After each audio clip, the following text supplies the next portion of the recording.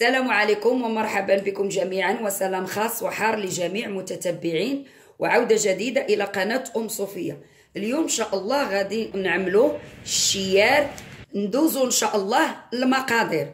غادي نحتاجو 500 غرام ديال الفورس أو الدقيق الأبيض الجيد، 250 غرام ديال الفينو، 2 معالق كبار ديال السكر، قبسة ملح، 2 معالق ديال زيت الزيتون، والماء الكافي باش غادا نخلطوا العجين. الخميره الفوريه 7.5 غرام. ندوزو ان شاء الله للتحضير. اول حاجه غادا نديرو، غادا ناخذوا قليل من الماء الدافئ ونرطبوا فيه الخميره، نخلطوها ونخليوها ترطب لينا شويه بحال هكا صافي. والان غادا نرحبوا بصديقتي العزيزه، هي اللي غادا تصاوب ليا، بنت البلاد وبنت خريبكه، حتى هي اللي غادا دير لينا هذا الشيار اليوم. طلبتها قلت لها غديريه ليا ونتقاسموا انا مع متتبعين ديال القناه ديالي، وان شاء الله غادا نبداو في العمل. اول حاجه غادا نديرو لاله بشرى، غنعملوا الدقيق.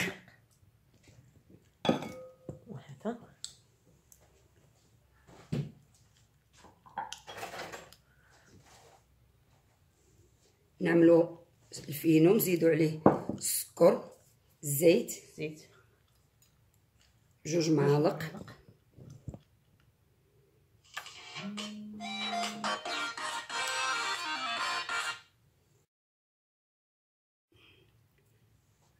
نعملو قريصة الملح، قبسة تاع الملح، الخميرة اللي ذوبنا في الماء الدافئ صافي. وبداو نشرعوا في التخلاط.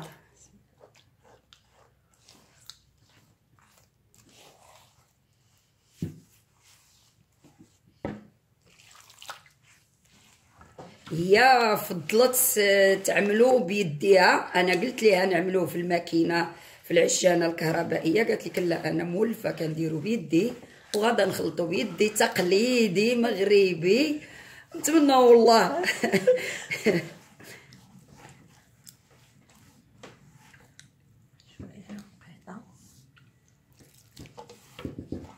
الماء نبقاو نعملوه بشويه بشويه. هانتوما غادا نخليوها، ما غنقطعش الفيديو باش تشوفوا جميع المراحل كي كدير ليه. فعلا انا كلتو من عندها تيجي هائل ولذيذ.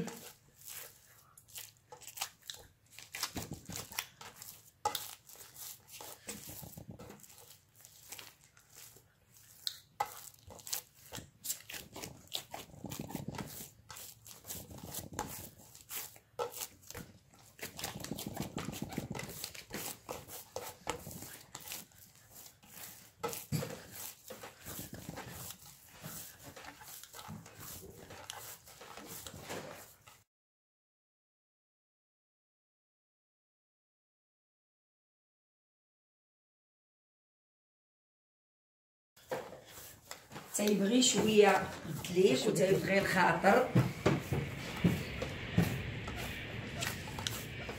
حنا ولاد اليوم ولفنا العجانه الكهربائيه.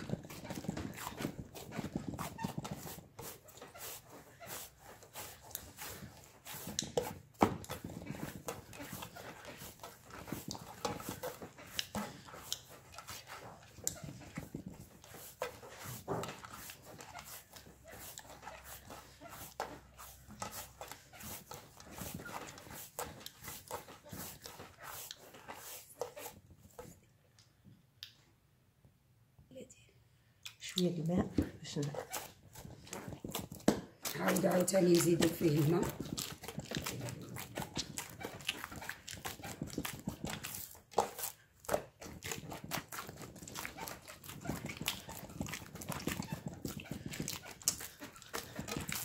داكشي ديال البلاد اصيل اصيل.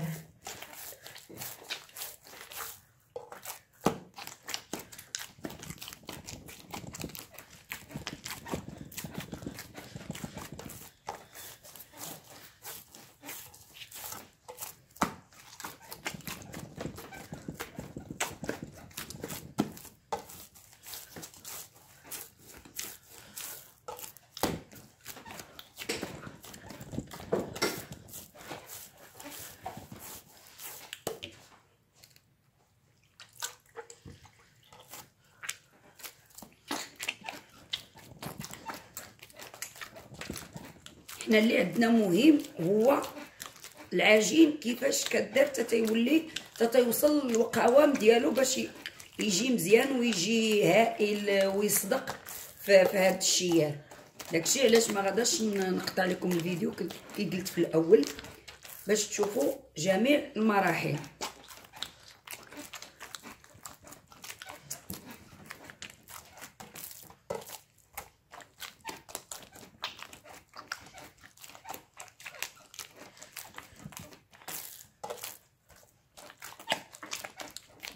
شكرا بوشرا اختي.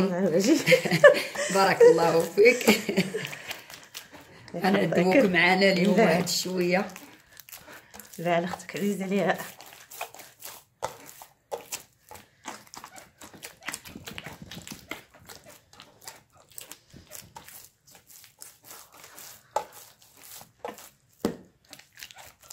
كنبقاو نديرو فيه الماء حتى تيولي شويه جاري ياك. كيجي بحال العجينه تاعته بحال ديال الشفنج. بحال ديال الشفنج.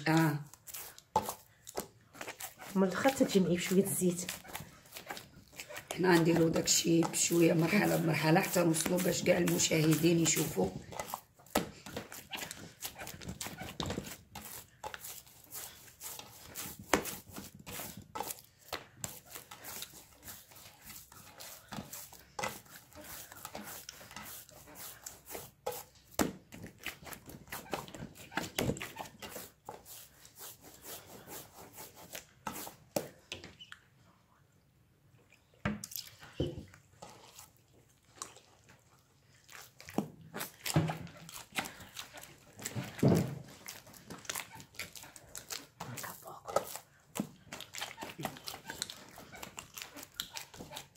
ماشي مشكل، خدي وقتك الكافي.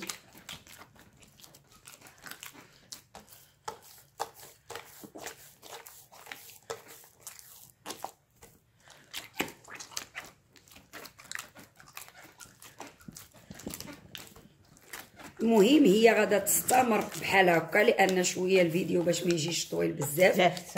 غادا تستمر حتى توصل القوام اللي خاصها توصل ليه وغادا نوريكم ونتلاقاو. ها انتوما العجين، ها انتوما شفتوا العجين، ها انتوما كي كيوصل تيولي بحال داك ديال الشفنج. ها انتوما تتشوفوا. دوك غندير قطعه والان غادا نعملوا فيه قطعه الزيت باش نجمعو الزيت. باش نجمع ديري واحد المعلقه كبيره بوشرا، حتى جوجات باش تجمع. 2 معالق قالت لك ديال الزيت يكفيو. صافي ارجل بانيا. ها وغادا ناخذوا اي اناء مغلوق ولا نغطيوه ونعملوه في هذا الاناء ونخليوه ونغطيوه ونخليوه حتى يخمر ساعه حتى لساعه ونص. نخليوه يخمر ونتلاقاو ان شاء الله باش نكملوا التتمه. الان بعد ما عملناها في الاناء وسدينا عليه، الا كان الحل سخون بحال في الصيف نخليوها غير بحال هكا دغيا تخمر لينا. والان حنا في الفصل الشتاء والحال بارد وحنا عندنا هنا في اوروبا بارد بزاف. غادا نعملوا عليها بطانيه ولا اي حاجه سخونه ونخليوها بحال هكا حتى تخمر لينا ونتلاقاو ان شاء الله باش نكملوا التتمه. بسم الله. الان بعد ما خمرت لينا العجين ديالنا عملنا شويه الدقيق الفورس او الفرينه مع دقيق الفينو وعملنا الزيت في زلافه. والان غادا تبدا غتخبز ليه. وعملنا مقله سخن من قبل.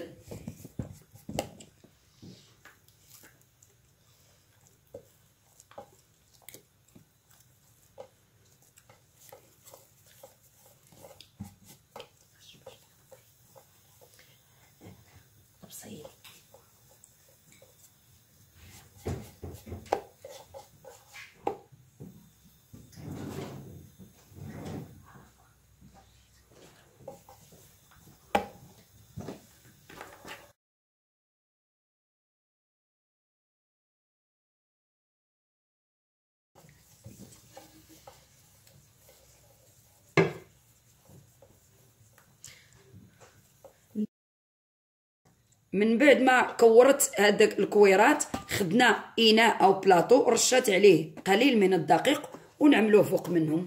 نغطيوها بوشر لا ما تغطيش، لا. مهم بلا ما نغطيوه.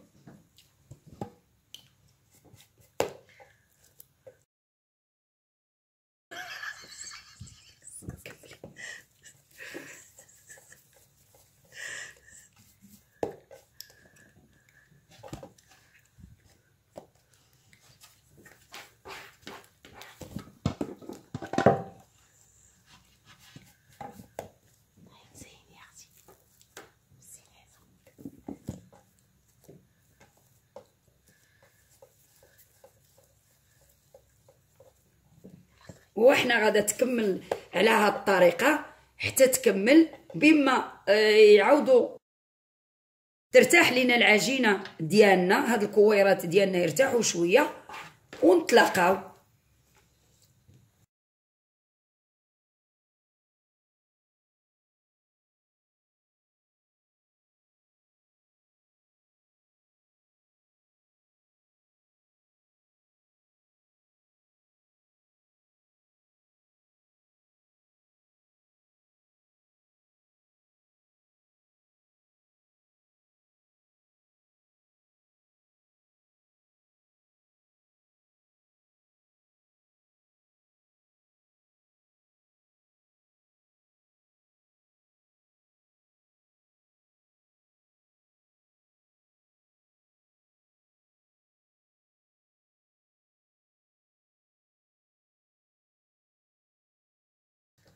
الان دابا غادا تبدا تقرص في الشيار وغادا نعملوهم يطيبوا، وغادا نوريكم العمليه الاحترافيه.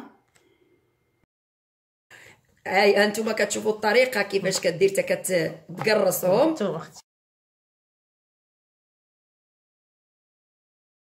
وغادا نكملوا التتمه تاع الطياب ان شاء الله وغتشوفوا كل شيء.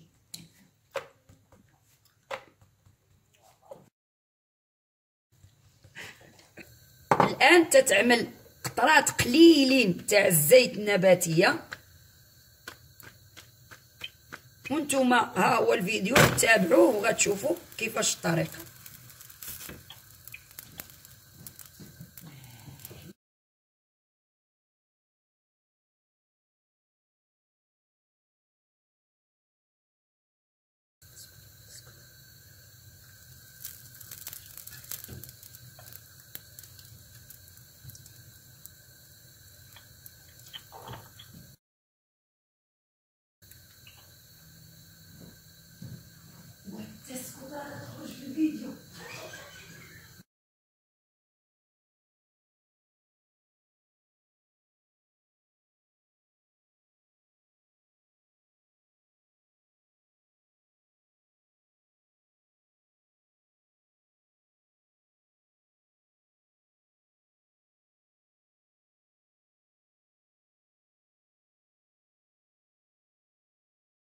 خصو حتى يخرجوا يديروا فيه ديك الفوقعات هانتوما كي كتشوفوا.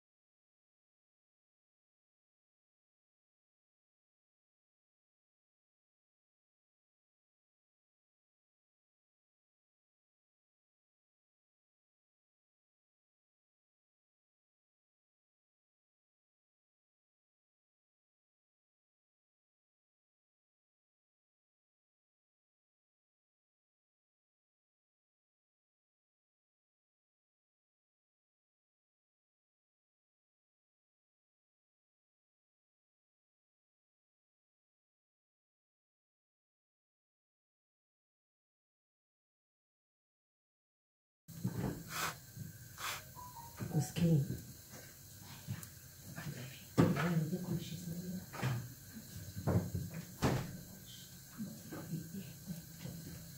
لا خلي سهلة نجيب نغطيه تخليش عريان.